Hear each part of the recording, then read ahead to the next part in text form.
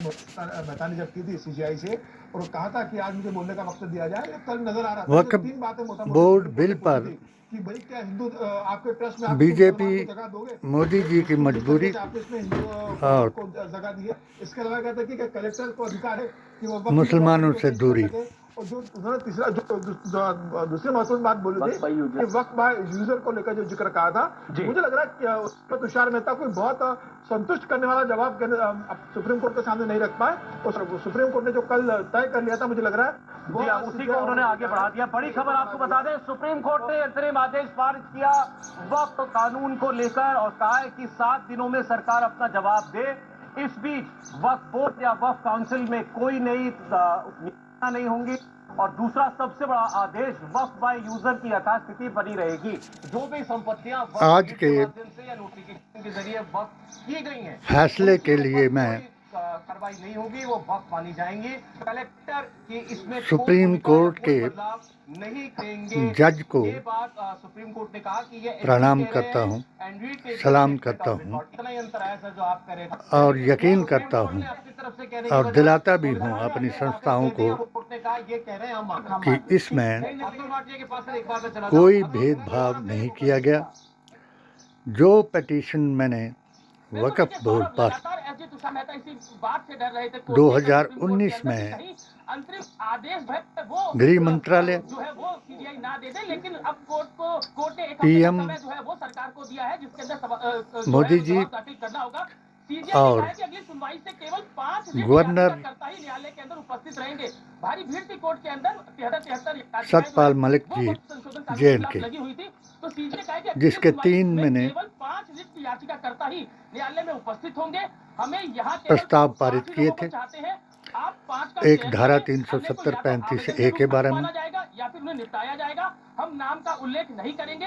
अब इसे वो गवर्नर जी से, दूसरा गृह मंत्रालय से कि जो लोग केवल मुसलमानों की नफरत के कारण उन लोगों को भी नजरअंदाज कर रहे हैं कि जो मोदी जी के साथ उन्होंने यह भी आश्वासन दिया 3 साल के लिए जुड़े थे, जिनमें मैंने 2013 में मोदी जी को 3 साल के लिए ज्वाइन किया और इन्होंने मुझे हिमाचल प्रदेश मुस्लिम मोर्चा बड़ी खबर निकल करके सुप्रीम कोर्ट से आई है। अभी एक हफ्ता का पहले बिल पास हुआ, महामंत्री राष्ट्रपति ने इस पर अपनी मोहर लगाई। देश का एक कानून बन गया जिसमें सरकार ने वक्फ बाय यूजर का प्रावधान ही हटा दिया, चयनित किया। साथ ही ये कहा था कि वक्फ काउंसिल और वक्फ बोर्ड के अंदर 2 गैर मुसलमानों मेरे 3 सवाल यही थे। नॉमिनेटेड मेंबर होंगे अनिवार्य। नंबर 1 ये 2 बड़े मामले थे जो इस वक्फ बोर्ड में गैर मुकल्लिद कानून में सुप्रीम कोर्ट ने इन दोनों और गैर मजहब का आदमी अध्यक्ष न बनाया जाए और जो लोग वक्फ की जमीनों का, जायदादों का प्रयोग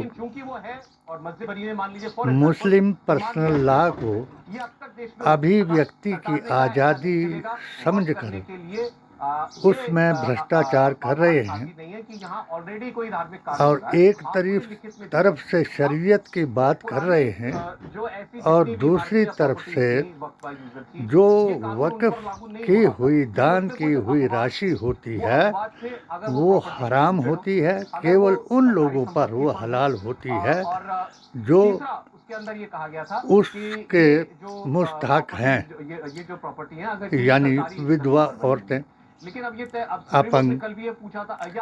और इसके अलावा मैंने अपनी पेटिशन में ये लिखा था कि जो मुस्लिम लड़कियां हाई एजुकेशन के लिए असमर्थ हैं, वक्फ बोर्ड से उनकी सहायता कराई जाए। पक्ष इस कानून को रिवाइज करने के लिए यहाँ पर आए थे या इस कानून के खिलाफ आए थे। नंबर 2, जो मैंने सतपाल जी से निवेदन किया था कि बहुत बड़े प्रावधान पर रोक लगा दी गई है। एसपीओज इस फैसले को आप देखेंगे ना, ये सिल्वर लाइनिंग है। मुस्लिम लड़कियों को बनाया जाए कन्फ्रंटेशन हो सकता था, ताकि उससे सरकार को सुप्रीम कोर्ट ने बचा। जो बाहर से आए हुए आतंकी हैं, उग्रवादी हैं, वो उनके पास आकर के दामाद बन करके उन घरों में शरण लेते हैं और उन बेचारी भोली भाली लड़कियों को फंसाते हैं और उन ताकि वो एसपीओ जिनको आप भर्ती करेंगे वो उनकी शनाख्त कर सकें। और ये बात मेरी सतपाल मलिक जी ने हमारे इस प्रस्ताव को माना और लड़कियों को भर्ती कराया।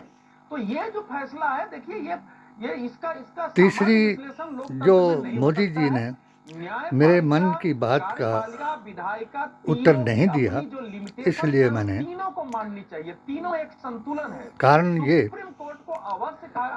कि मुझे 3 साल से जो हमने चुनाव जिताया था बहुमत से, और जब 3 गांव से मोदी जी ने दूसरा चुनाव जीता तो 3 गांव में सबसे जाहिर हो गया, जग जाहिर जिसको कहते हैं, हर दानिशमंद बुद्धिजीवी और भारतीय मुसलमान जो भारतीय संविधान, कुरान और नबी के जुबान को मानता है, उसको यकीन हो गया कि मोदी जी का प्रोग्राम 3 गाय का बना, गांधी गोत्र गाय, और आपने नेहरू गांधी खानदान और मुसलमान की नफरत को इतना बढ़ा दिया कि गालियां दे करके इनको आपने दूसरा चुनाव जीत लिया। और मैंने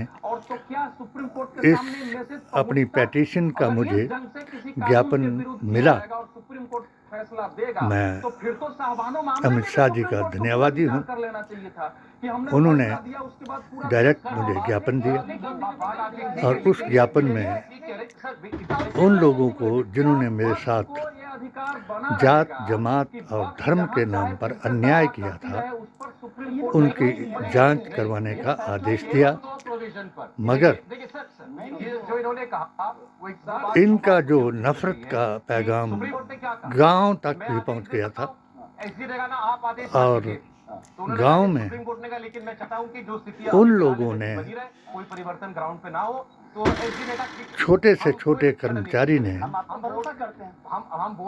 वहाँ के कंसर्न, हमारी कंस्टिट्यूंसी के कंसर्न एमएलए ने उसको पेटिशन को मेरी रद्दी की टोकरी में डलवा दिया। 8 रिमाइंडर मैंने एसडीएम के द्वारा दिए, मगर एक पटवारी, एक जेई, एक पंचायत सचिव, हत्ता की रेवेन्यू का चौकीदार और पंचायत का चौकीदार भी इस मेरी पेटिशन को गिदड़ परवाना बताने लगा। और इस पर जो हमारा मोदी जी ने डेवलपमेंट डेमोक्रेटिक ट्रस्ट के द्वारा अपने पैसे लगा करके हमने जिन मज़ारों का रख रखाव अपना पैसा दे करके उन पर सैंक्शनें ली, उन मज़ारों को भी गिरा दिया, कम्युनिटी सेंटरों को दूसरों को ट्रांसफ़र करा दिया। और मेरी ही कंस्टिट्यूंसी में करोड़ों का घोटाला इसमें करवाया गया। जब मैंने इसके बारे में पेटिशन दायर की तो मुझ पर ही कई केस मेरे परिवार से बनवाए गए। मेरे परिवार के कुछ सदस्यों को टॉर्चर किया गया। यही इस जमात में, जिस जमात के लिए आज अरशद मदनी जी हमारी उस पेटिशन की तायद कर रहे हैं जो हमने कहा था, मुझे उनसे भी कोई गिला नहीं, मगर उस वक्त इनके आदमियों ने ही मुझे सोशल बाइकाट कराया।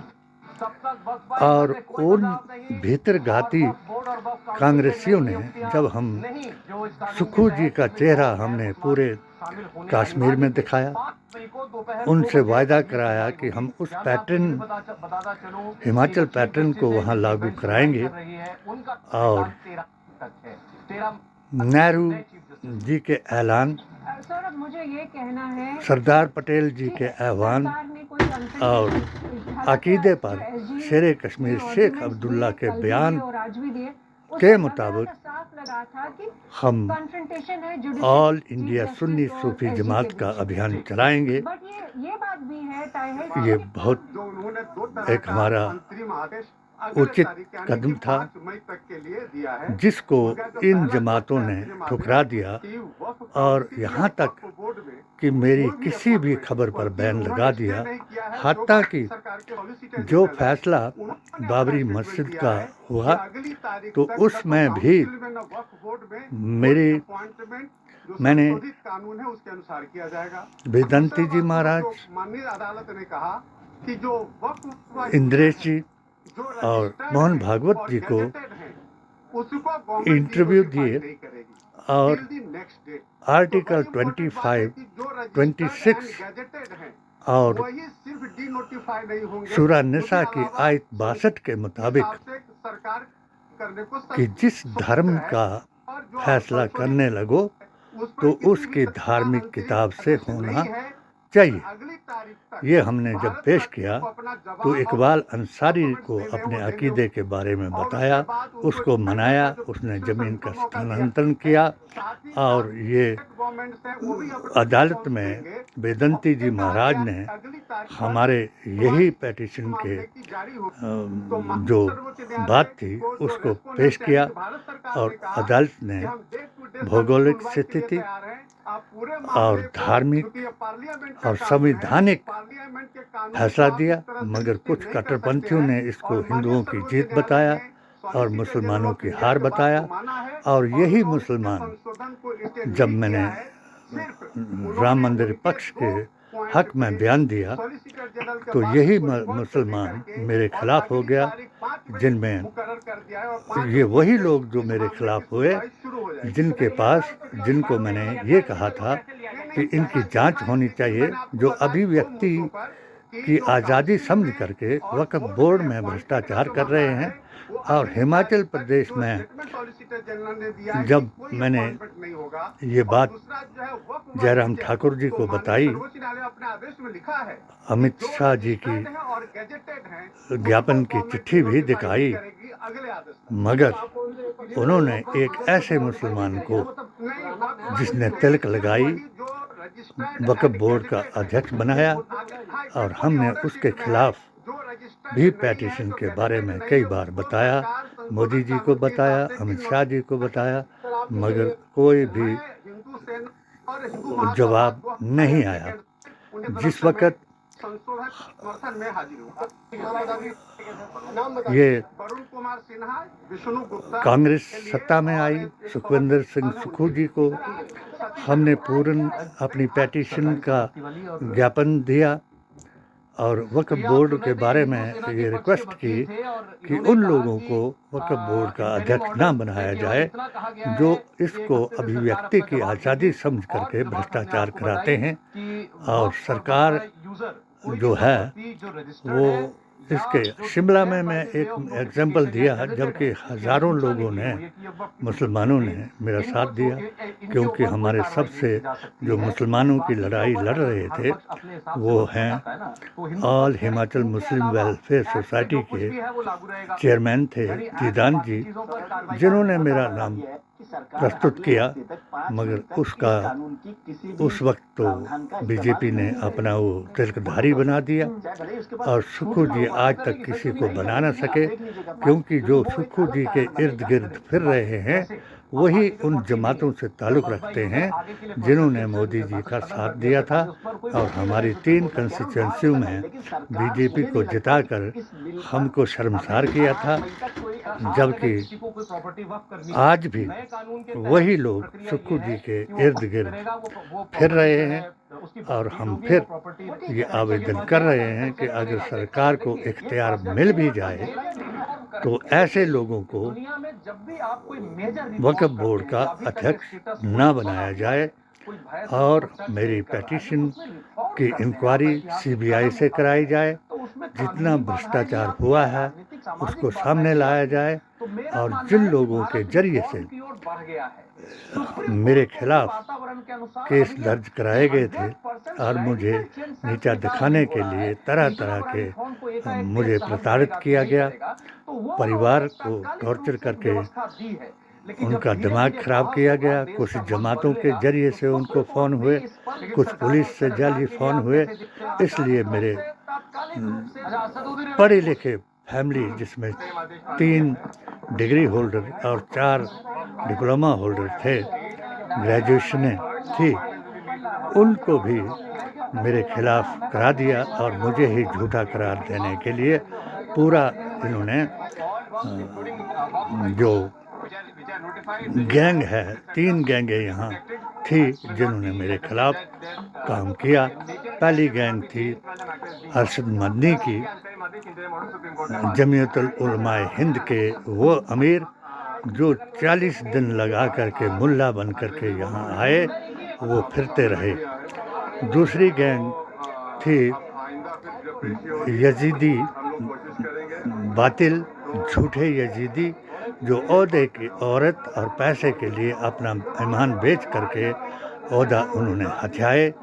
और तीसरी टीम थी सुल्ला कुल्ली राफजी, यानी वो ईद गदीद मनाते, हिंदुओं में जाते तो हिंदू बन जाते और मुसलमानों में आते तो मुसलमान बन जाते। अगर उनको ओहदा दिया जाता तो वो सब कुछ करते। और इतना बड़ा कांड यहाँ किया कि मैंने एक लड़की के साथ यहाँ अभद्र, या 4 लड़कियों के साथ हुआ, मगर एक लड़की का केस जब हमने उनको दिया, अलका लांबा जी को शिमला बुलाया तो उनसे वो कराया। और वही लोग जो थे दल्ले और मुल्ले, उस लड़की को, बेचारी को बेच कराया और उससे 164 का बयान वापस लेने के लिए मजबूर किया।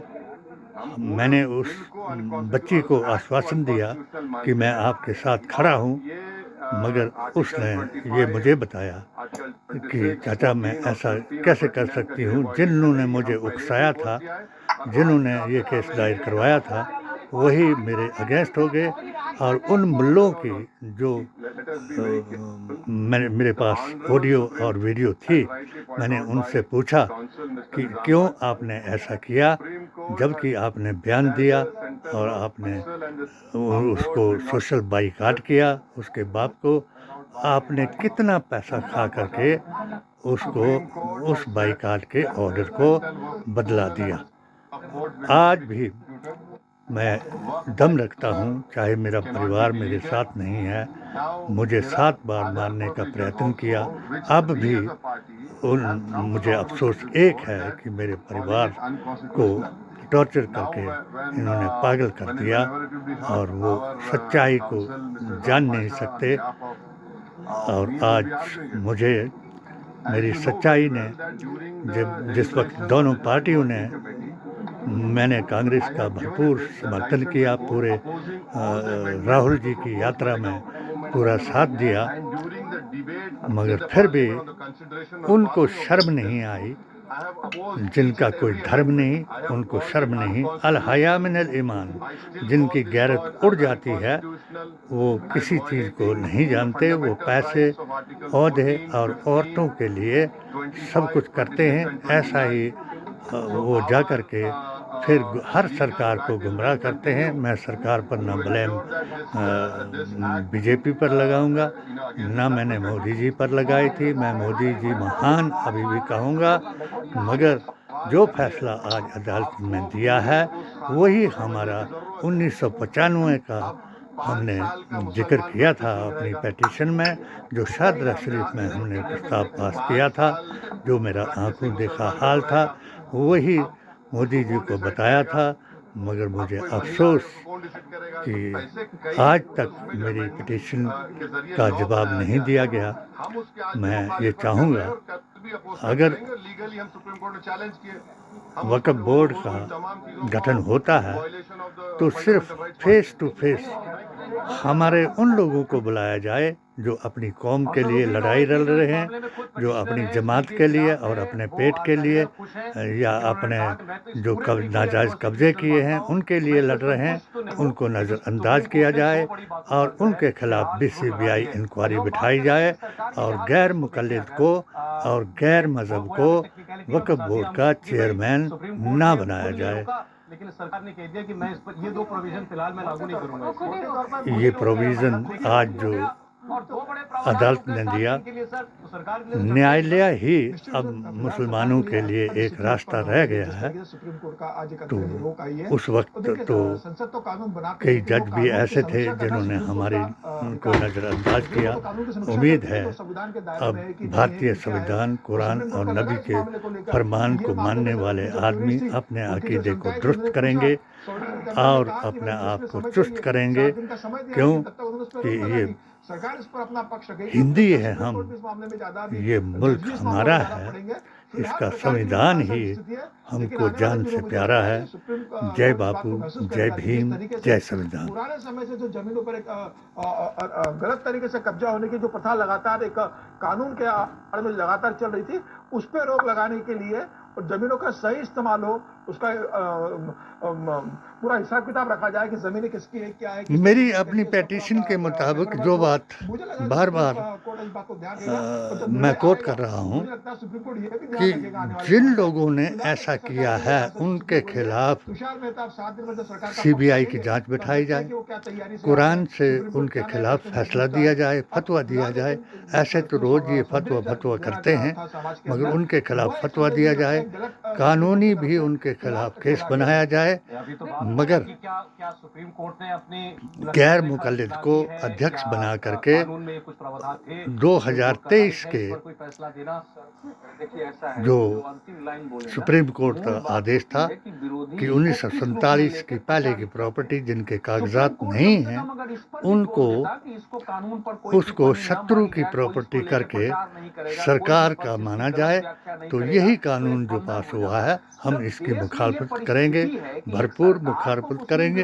और ये शत्रु की प्रॉपर्टी नहीं, हम मोदी जी को भी मैंने महान कहा था कि मुसलमान तुम्हारा दोस्त है, शत्रु नहीं, मगर जो इन 2 जमातों की, एक BJP की और दूसरी ये जमीयतुल उलमाए हिंद देवबंदी की, एक बात पर समझौता इनका हुआ कि इन्होंने अल्लाह के यारों को गैर बता दिया और गैरों को अपना यार बना लिया, जो हमारे आदम से लेकर के आज तक के सभी वेद, पुराण, गीता ग्रंथ और कुरान का मुखालफत है। इसलिए जो इन बातों पर बहस कराना चाहे तो मैंने अपने गर्दन भी उनके कदमों में कटाने की बात की थी। अगर कोई मेरे आकाए दो जहां रसूलुल्लाह सल्लल्लाहु अलैहि वसल्लम की UCC की किसी बात को झुटलाना चाहे तो मेरे से बहस कराए, मगर रजत शर्मा जी से बार बार अनुरोध करने पर वो उस मेरी पेटिशन को भी, जिस पेटिशन को मैंने जीता था और अयोध्या के बारे में जो मैंने बयान दिया था, उस इंटरव्यू को आज तक नहीं दिखाया। इन्होंने फतह का फतवा दिखाया, इसलिए मैं इनको एजेंट मानता हूँ, क्योंकि ये जो BJP का और RSS का 1925 का एजेंडा है उसको लागू करा दिया है इन्होंने, 80-20 करा दिया है, मगर मुसलमान को शत्रु नहीं बता सकेंगे। मुसलमान वफादार है, गद्दार नहीं। आप अटल बिहारी वाजपेयी जी की बात को माने और अपने राज धर्म को निभाएं। हमको गद्दार बताने की बजाय जफर से लेकर के महात्मा गांधी तक हमारा इतिहास हम आपको याद कराएंगे। धन्यवाद। जय हिंद, जय भारत।